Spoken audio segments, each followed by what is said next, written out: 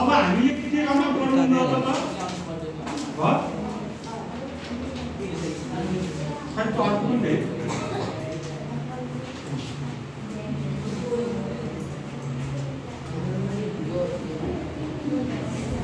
अब तिम्रो सबैजनाले अलिकति कोअपरेट गर्यो भने मैले त्यो चाहिँ एउटा प्लानिङ भन्ने अब तिम्रो सबै हल्ला गर्यो भने अब हामीसँग अहिले म्याथकै टपिक्समा जाउँ हैन म्याथको टपिक्समा जाँदाखेरि म्याथ चाहिँ सबैले कमनली गाह्रो लाग्ने विषय हो है अब हामीले त्यसलाई सहजीकरण के गर्नु पर्यो सहजीकरण गर्न के गर्नु पर्यो प्र्याक्टिस गर्नु पर्यो हो सबैले हो अनि अर्को एउटा चीज के सोच्नु पर्यो भने पहिलो चीज हामीलाई गाइड गर्ने के रहेछ विचार हाम्रो माइन्ड हो नि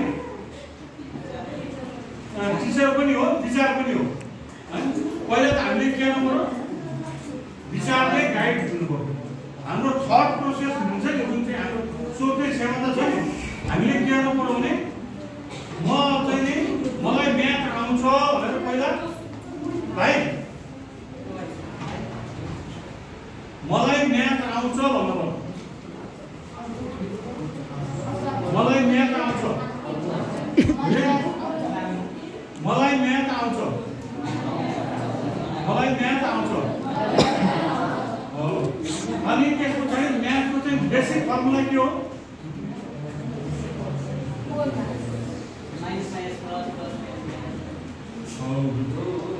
पहिलो चाहिँ के हो भने अब त्यही चाहिँ हाम्रो चाहिँ के अरे पहिलो त हाम्रो उसमा बेसिकबाट जाँदाखेरि त्यो प्लस माइनस नै हो ओके प्लस माइनस नै हो नि केही चिज जोड घटाउ त्यो गुणन भाग चारवटा चिज होइन म्याथमा गर्ने त्यही चिजहरूलाई हामीले कम्प्लिकेटेड गर्दै गर्दै गर्दै जाँदाखेरि त्यही त्यो त्यही चिज बेस त त्यही हो नि त हो कि हामी कहाँ जानु पर्यो बेसमा जानु पर्यो नि त हामीलाई त हामी 8 क्लास भनेको के भयो हामी त एउटा चाहिँ लेभलमा त आइसक्यौँ अब हामीलाई के लाग्छ भने जस्तो जोड घटाउ गर्नु पर्यो भने त लाभ लाग्छ लाग्दैन अब कसैले जोड घटाउ गर्नु पर्यो गुणन भाग गर्नु पर्यो टेबल कन्ट्रोल गर्नु पर्यो भने लाभ लाग्छ लाग्दैन अनि सरल गरेर भन्यो सामान्य चाहिँ त्यो कुहरू चाहिँ के अरे सिम्प्लिफाई गर्नु पर्यो भने लाभ लाग्छ तर हाम्रो समस्या कहाँबाट सुरु हुन्छ समस्या त त्यही जोड घटाउबाटै सुरु हुन्छ नि त हैन समस्या त हाम्रो त्यहीबाट सुरु हुन्छ नि त त्यसकारण हामीले पहिला के गर्नु पर्यो भने I know the math first मतलब I can do the math है मैले जे पनि म्याथमा गर्न सक्छु भन्नु पर्छ र ब्याक टु हामीले के गर्यौं त्यो चीजहरु जुन चीज चाहिँ हामीले स्टेप वाइज चाहिँ 2 3 4 5 मा पढ्नु पर्थ्यो वी मिस दैट हामीले त्यहाँ चाहिँ छोड्यौं नि त म्याथ अलिकति छोड्यौं नि हैन जोड घटाउ गुणन भाग टेबल अनि त्यसपछि अलिकति चीजहरु हामीले कहाँ छोड्यौं 6 7 8 मा 5 4 5 6 7 मा चाहिँ हामीले त्यो गर्न पर्ने स्टेप हामीले छोड्यौं we have to go back to 6 7 4 6 हैन 4 5 देखि लिएर हामी त्यसपछि ब्याक स्टेप गरेर चाहिँ हामी गर्यौं भने के हुन सक्छ then we can revive हो हामी कहिले काहीँ के हुन सक्छ भने पछाडीबाट पनि सुरु गर्न सक्छौं नि त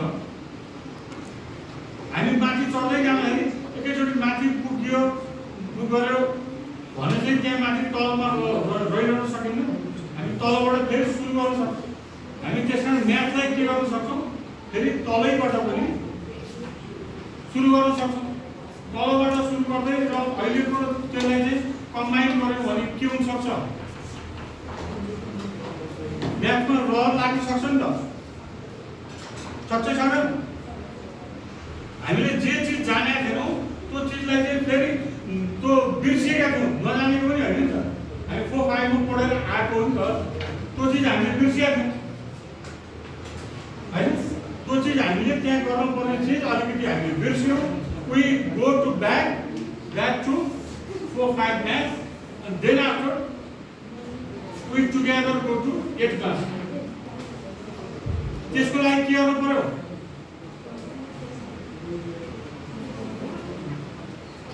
त्यसको लागि के गर्नु पर्यो होला? First of all, we have to make our mind set up. Okay? पढ्छु भनेर मात्रै भयो नि त। पहिला तिमीहरूले मनले प्लानिङ गर्छ नि, जे जिन्दगी गर्छै गर्दैन। सरले यहाँ पढाइसकेपछि सबैसँग चाहिँ अङ्ग्रेजी नेपालीको पढाउनु भयो भने सबैसँग एउटा इमेजिनेसन आउँछ आउँदैन? आउँछ। जस्तो अङ्ग्रेजीको केही पाठ पढाउनु भयो, पोखराको बारेमा पढाउनु भयो, सबैले पोखरा सम्झिन्छ सम्झिन्न? पोखरा गएको बारेमा भिजुअलाइज आउँछ आउँदैन? आउँछ। कसैले पोखरा भन्ने साथ चाहिँ फेवाताल सम्झिन्छ नि। काठमाडौँ भनेपछि के सम्झिन्छ? ल काठमाडौँ भनेपछि के सम्झिन्छ?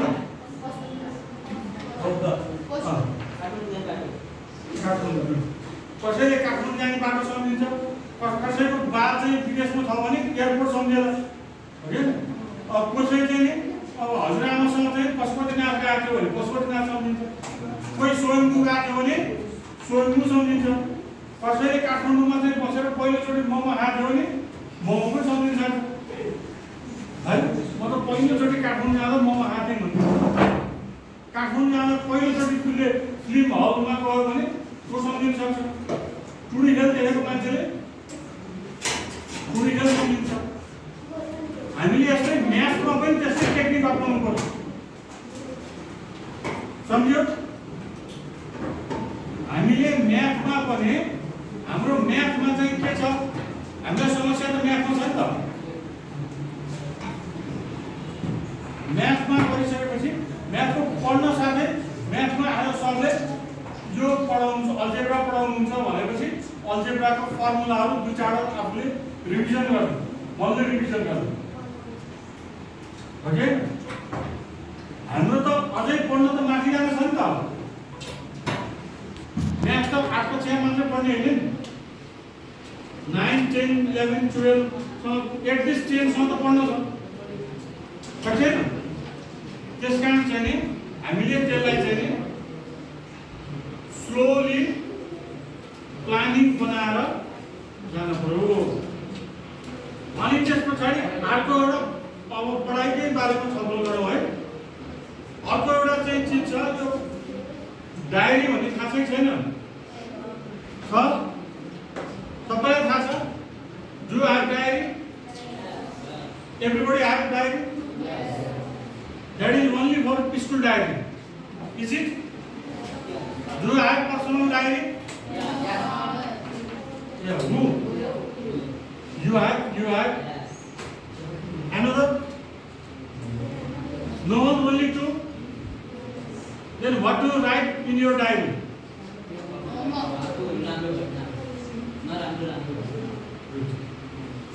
You?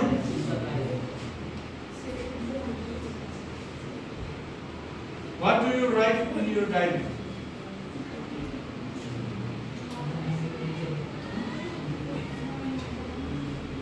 Morning? Yeah, morning 7. Morning 7. Your diary writing, that is a great idea to be the good man. हाम्रो सोचाइलाई सबैभन्दा ठुलो चिज के हो भने डायरी राइटिङ हो। थाहा छ? के गरेर होला त? के गर्छ डायरी राइटिङले?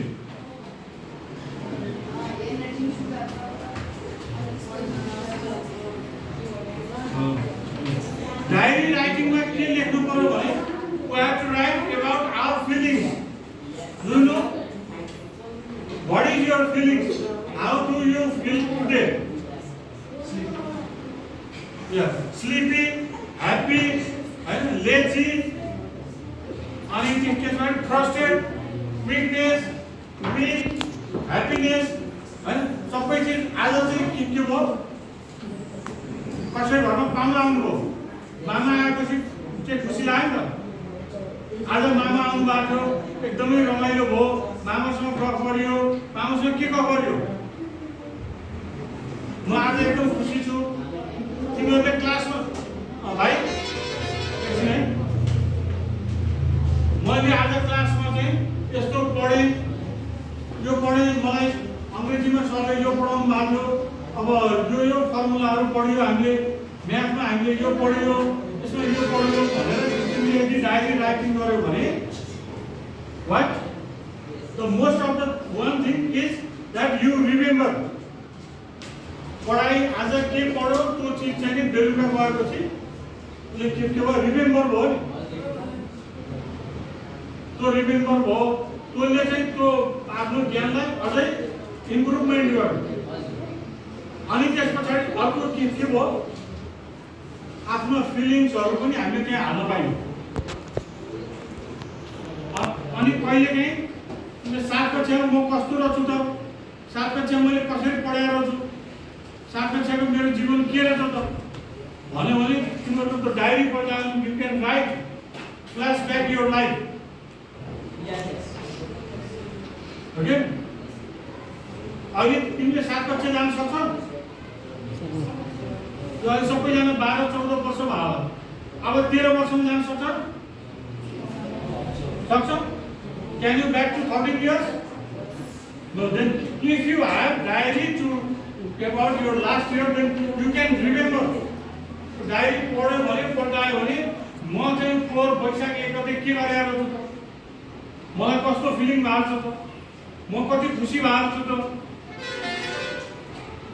अनि त्यस पछाडि तिमीसँग जब नेगेटिभ चिजहरू छ भने पनि if you write about the positive and negative then you automatically can write about the positivity okay negative चिजहरू भयो भने हामीले के गर्छौँ ए यो त देख्न नहुँदो रहेछ आफैलाई फिलिङ आउँछ नि त नेगेटिभ लेख्दै गएपछि that is a wrong thing भनेर you yourself can write the good things हामीले म्याथको बारेमा छलफल गर्दै थियौँ हामीले यो भित्र के गर्न सक्यौँ हाम्रो म्याथकै सब्जेक्ट हाल्न सक्यौँ ओके हामीले हाम्रो डायरीमा मैले यो गर्छु first of all you have to make your own plan daily schedule म बिहान 5 बजे उठ्छु फरक अवस्था हुन्छ कसैले पढ्न जाँदा कोही हिँड्न जाँदा कोही घरमा काम हुन्छ होइन गाउँघरको त मान्छेहरू घरमा काम हुन्छ नि त भैँसीलाई घाँस हालिदिनु पर्ने हुन्छ पानी हालिदिनु पर्ने होला के गर्नु पर्ने होला बाबामा काममा जानु घर पकाउनु पर्ने होला सबैजना फरक अवस्था हुन्छ नि कहाँ त्यो सबै चिजलाई चाहिँ हामीले डायरी बनाएर मेन्टेन गर्यो भने के फाइदा हुन्छ होला right what is the benefit to writing the diary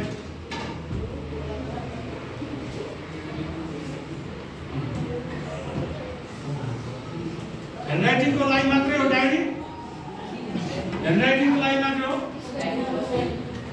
diary guides to you okay तिमीले चाहिँ सधैँ के गर्नु म 4 बजे अफिसबाट स्कुलबाट जान्छु 5 बजे घर पुग्छु 6 बजे म पढ्छु 7 बजे यो गर्छु भने सधैँ सेड्युल बनायो भने के गर्छ त्यो डायरीमा चेन्ज हुन्छ नि त चेन्ज भयो कहिलेकाहीँ चेन्ज भयो भने you can not do that things तिमीले म्याथ सधैँ पढ्छु भने पनि म्याथ पढेन भने तिमीले फरक पार्यो नि त सधैँ गर्छु भने चिज चाहिँ गरेन भने भोलिपल्ट के हुन्छ त युज टु भएको चिजमा चाहिँ चेन्ज हुन्छ नि त रुटिन चेन्ज भएपछि and then you can feel हैन मैले आज म्याथ पढ्न बिर्सेछु मैले आज चाहिँ घरमा योगा गर्न बिर्सेछु मैले आज खाना चाहिँ नि यो टाइममा खानु पर्ने मैले खाना खाइन शनिबारको दिन के हो सधैँ तिमीले 9 बजे खाना खान्छु भन्यो भने शनिबारको दिन खाना खाँदैन नि त नानी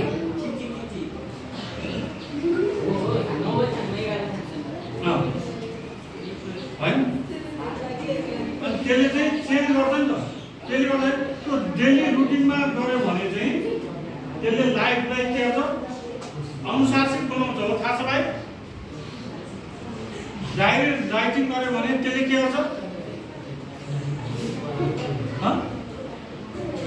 ह्यान्ड राइटिङ इम्प्रुभ हो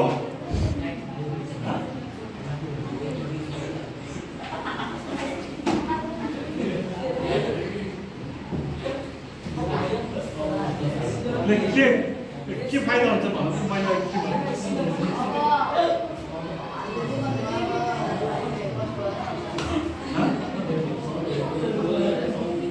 के इम्प्रुभ गर्छ होला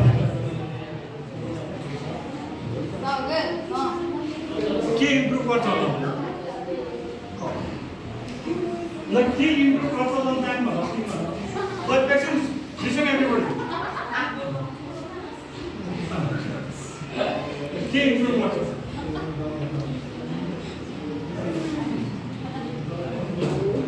के इम्प्रुभ गर्छ के भन्नु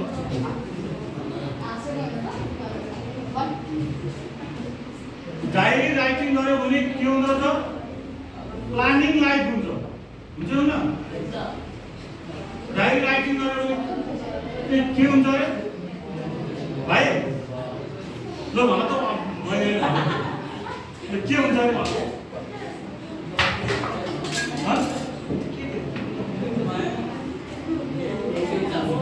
ल भन त मैले भनिसकेँ के हुन्छ ल एकछिन सुन है साथी ल एकछिन लिसन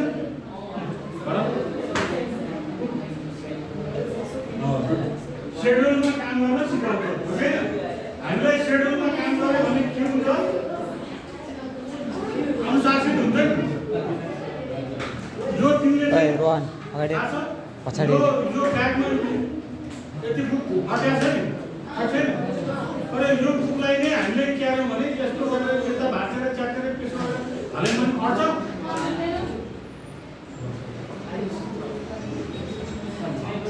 अट्छ भनेपछि के हो शेड्युल लाइफले हाम्रो चाहिँ goal एचिभमेन्टमा what is the meaning of goal achievement right goal achievement भनेको हो achievement चाहिँ गोललाई चाहिँ achievement गर्न के गर्नु हो हेल्प गर्नु हो जसरी हामीले चाहिँ ब्यागमा बुक राख्छौँ नि होइन ब्यागमा बुक राख्छौँ यो पेसेन्टले यो सबै चिज गर्दाखेरि यहाँ अटेन नि अटेन र यो छाता खोल्यो नि यहाँ अट्छ अट्दैन नि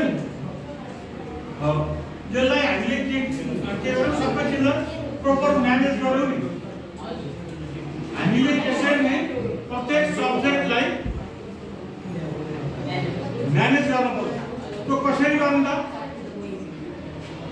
शेड्युल र टाइम र प्लानिङ गरेर अनि त्यसमा चाहिँ मेजर चिज के हुन्छ you have to make all your diary writing what are the benefit of writing what are the benefit of diary writing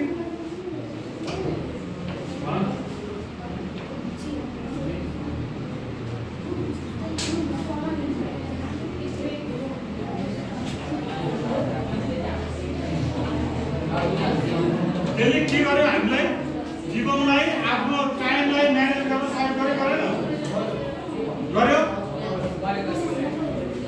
गरेन अनि त्यस पछाडि के भयो हामीलाई एउटा रिमेम्बरिङ आएन लेखेपछि के भयो स्मरण शक्ति नि बढेन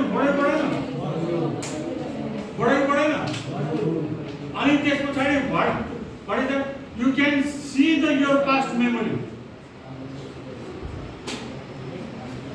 हैन तिमी फेरि 13 वर्षको 12 वर्षको पनि बन्न सक्यो नि सक्यो डेली भएपछि हैन अनि त्यस पछाडि हाम्रो के भयो त्यसले चाहिँ हाम्रो mental health how that helps your mental health diary writing how does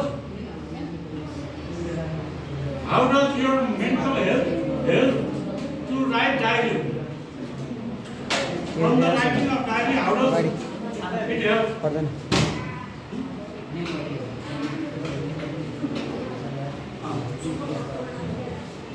सोधेर डायरी राइटिङले के गर्यो हामीलाई सबै चिज सिस्टमेटिक बनाएर हामीलाई सर्ट गर्यो है अब सुन्नु है त यो मेन्टल हेल्थको हामी चाहिँ यो क्लास भएको कारणले मैले क्लासकै उसमा चाहिँ त्यो बेनिफिट हुने खालको चाहिँ चिजहरू भने र चाहिँ के थियो भने हाम्रो यो मेन्टल हेल्थ अवेरनेसमा चाहिँ हामीले यो मेन्टल डिजिजहरू के छ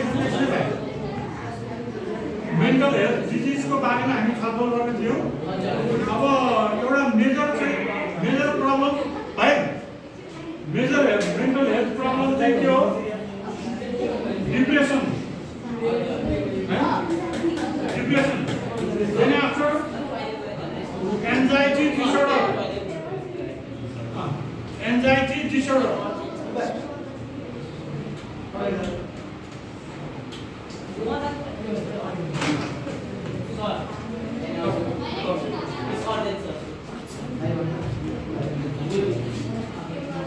अनि त्यस पछाडि another means what is that यो चलिरहने पनि के हो